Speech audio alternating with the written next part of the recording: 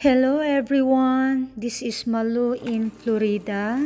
Magluluto tayo ng black eye beans or buto ng sitaw. Lilinisin natin yung buto-buto ng baboy bago natin ipakulo. Isa lang na natin.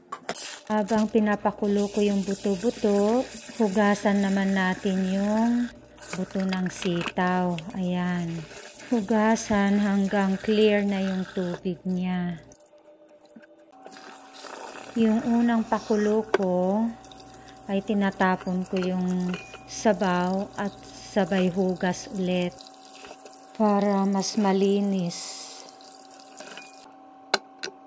Ibalik ko na ulit sa kaserola at ilagay ko na rin yung buto ng sitaw.